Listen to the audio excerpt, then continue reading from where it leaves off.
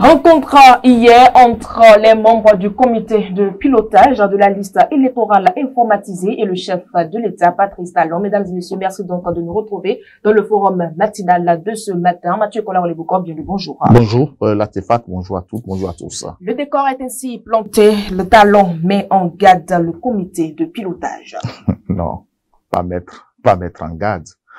Ce sont des partenaires qui travaillent ensemble pour la République. Et la République, justement, c'est les enjeux électoraux de 2026. Je vais parler de la présidentielle, des communales et des législatives. Vous savez, le comité de pilotage qui a été mis en place, un comité mixte, il faut le rappeler, à la tête Jean-Baptiste Elias, qu'on connaît très bien dans cette République.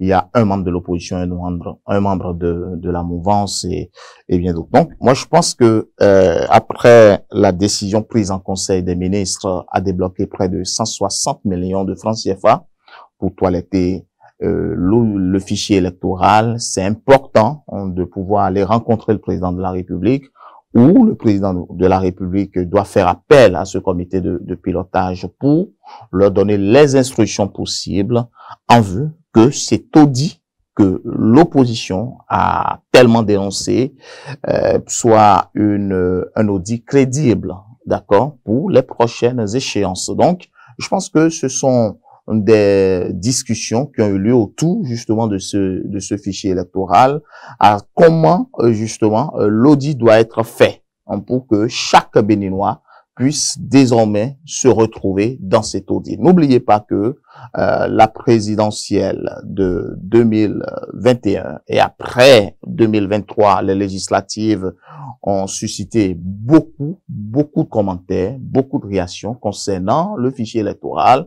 Il paraît que beaucoup n'ont pas retrouvé leur nom, et même si vous en retrouvez, peut-être que ça peut être dans d'autres circonscriptions électorales ou départements, ce qui a malheureusement créé assez de soucis pour les électeurs qui devraient voter pour X ou Y parti. Donc, vous avez Alassane Seyedou, député à l'Assemblée nationale actuellement, a dénoncé même comment les élections se sont déroulées en 2023. Selon lui, il n'a pas pu réunir tous ses électeurs pour justement être portés comme il le faut à l'Assemblée nationale. Donc, je pense que ça soit au niveau de la mouvance, il y a eu des cris de cœur concernant ce fichier électoral, et même plus encore de l'autre côté de l'opposition. Je pense que c'est le moment de pouvoir peut-être mettre justement les garde-fous possibles pour que le fichier électoral, qui est un élément fondamental d'abord dans l'organisation des élections prochaines, soit un fichier bien étudié, bien toiletté, crédible et audible. Alors, je m'en vais vous lire un petit passage des propos du chef de l'État. Il a insisté sur la neutralité essentielle des membres du comité et sur la nécessité d'un audit objectif du fichier électoral indépendant de toute influence politique. C'est donc nécessaire. Évidemment, parce que c'est ce que je dis.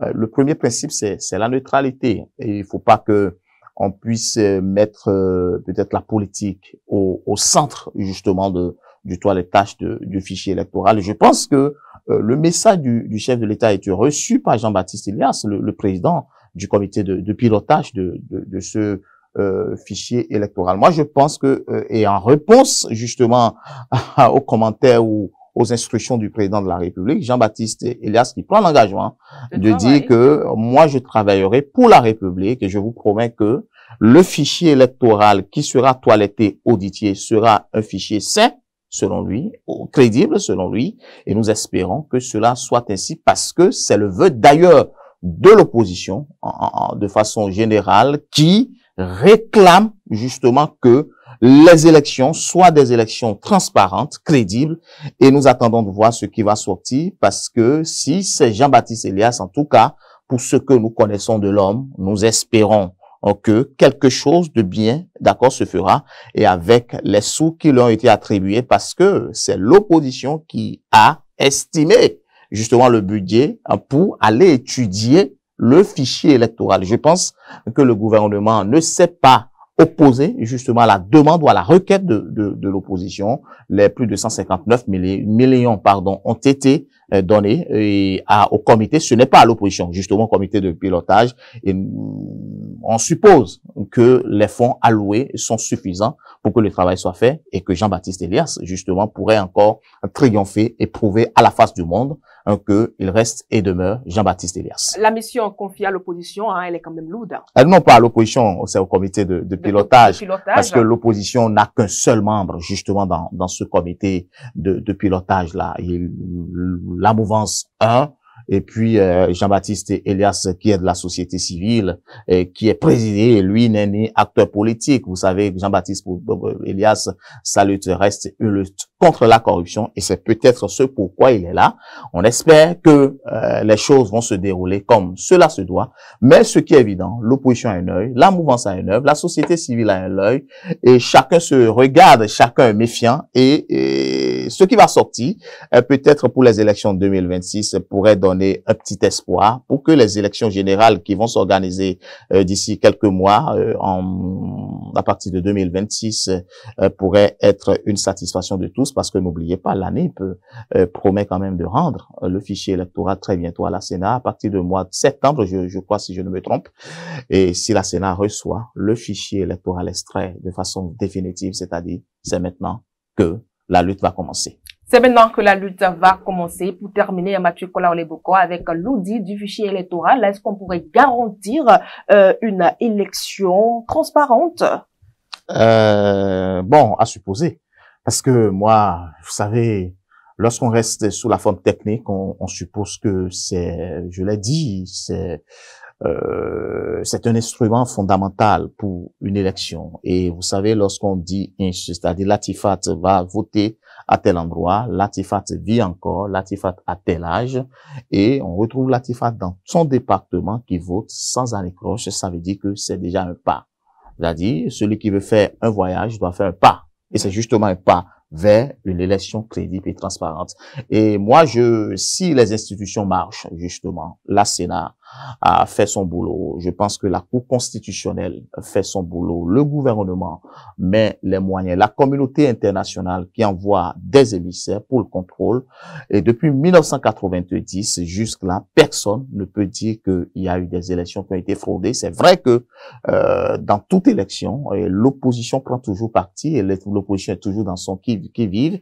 Mais si on voit déjà le fonctionnement des institutions, on voit comment les élections se sont préparées jusqu'à ce que ça se concrétise et jusqu'au résultat et jusqu'à ce que la Cour constitutionnelle, sans effusion de sang, il faut le dire, proclame des résultats.